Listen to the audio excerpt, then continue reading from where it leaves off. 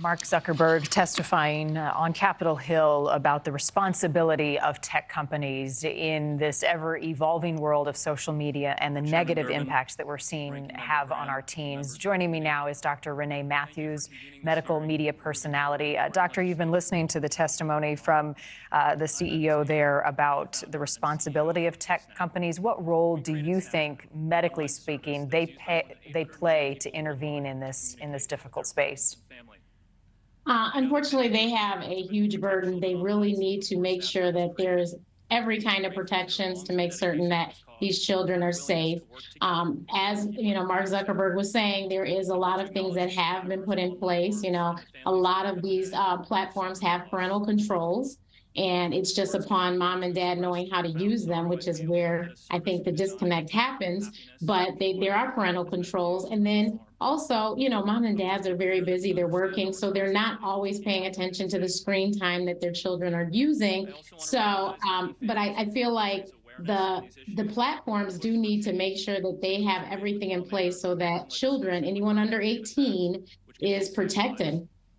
Talk about the impact of social media and the algorithms that we've heard so much about, how they affect a young developing brain, how this can become an addictive behavior so quickly.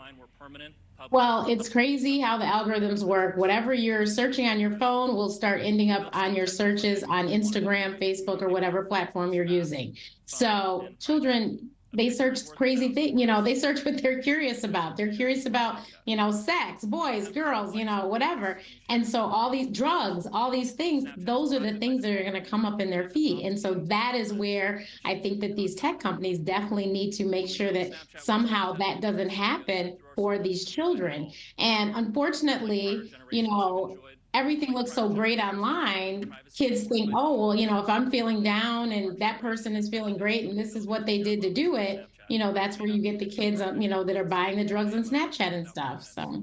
Yeah, and parents, doctors, share the burden in this. So what preventative measures, as you talk to families, do you believe need to be put in place at home to intervene before you take these dangerous steps into the online world? You've got to limit screen time. Most devices now have a certain thing that will detect the screen time.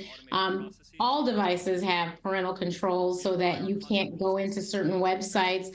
And so maybe your child doesn't have an Instagram account until they're, in high school or something. And they need to make sure that they talk to their children and make them understand that that's the internet. That is not necessarily the truth. There are filters. Those people don't necessarily look like that. There's AI now. There's just so many things that can make you think that something is one way when it's not.